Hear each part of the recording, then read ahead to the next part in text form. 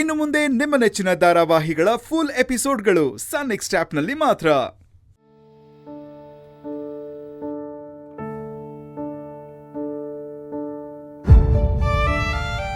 ನೀನು ಗುರಿ ಇಟ್ಟಿದ್ದು ಒಂದು ಜೀವಕ್ಕೆ, ಆದರೆ ಬಲಿಯಾಗಿದ್ದು ಮತ್ತೊಂದು ಜೀವ.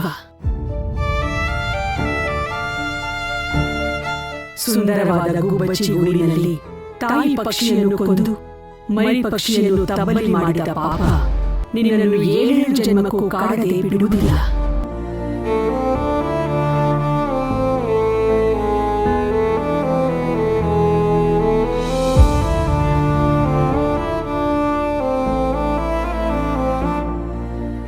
ಇವತ್ತು ನನ್ನ ಮಕ್ಕಳು ಈ ತರ ಮಾತಾಡ್ತಾರೆ ಅಂತ ಹೇಳ್ತಿದ್ಯಲ್ಲ, ಅದೆಲ್ಲ ನಾನು ಹೇಳ್ಕೊಟ್ಟಿದ್ದಲ್ಲ, ಅದೆಲ್ಲ ನಿಮ್ಮ ಅಣ್ಣ ನೀನ್ ಹೇಳ್ಕೊಟ್ಟಿರೋದು.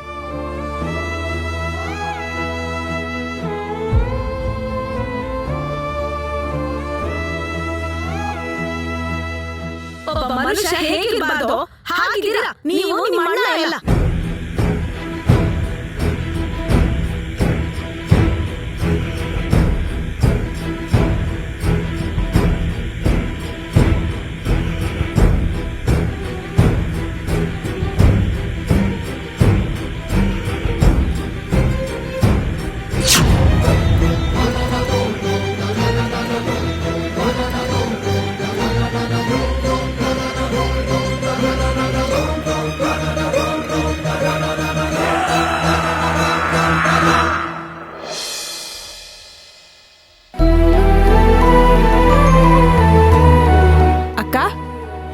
ಅಕ್ಕ ಭಾವ ಏನಾದ್ರು ಹೇಳಿದ್ರಾ?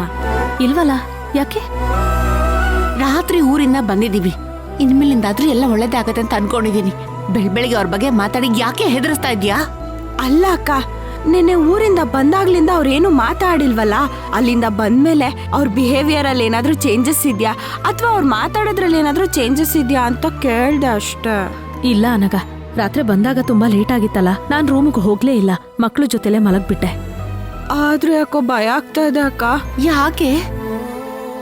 ಅಲ್ಲ ಅಕ್ಕ, ಇಷ್ಟು ದಿನ ಅವ್ರು ಸೈಲೆಂಟ್ ಆಗಿದ್ರು, ಈಗ ಬದಲಾಗಿ ಅವರು ಒಳ್ಳೆಯವ್ರು ಆಗ್ತಾರೋ ಇಲ್ವೋ ಗೊತ್ತಿಲ್ಲ, ಆದ್ರೆ ಮೊದ್ಲಿಗಿಂತ ಕೆಟ್ಟೋರಾದ್ರೆ ಮಾತ್ರ ಯಪ್ಪ ಅದ್ರ ಎಫೆಕ್ಟ್ ಇನ್ನೂ ಭಯಂಕರವಾಗಿರುತ್ತೆ, ಅಷ್ಟಂತೂ ಗ್ಯಾರಂಟಿ.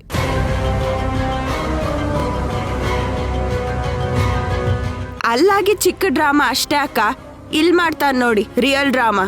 ಅನಗ, ಯಾಕೆ ನೆಗೆಟಿವ್ ಥಿಂಕ್ ಮಾಡ್ತೀಯಾ? ಒಂದ್ ವೇಳೆ ದೇವ್ರ ದಯದಿಂದ ಅವ್ರು ಬದಲಾಗ್ಬೋದು. ಆ ರೀತಿ ಬದಲಾದ್ರೆ ನಮಗ್ ತಾನೇ ಒಳ್ಳೇದು. ನೀವ್ ಹೇಳೋ ತರ ಬದಲಾದ್ರೆ ಒಳ್ಳೇದೇ ಅಕ್ಕ, ಅಕಸ್ಮಾತ್ ಆಗಿಲ್ಲ ಅಂದ್ರೆ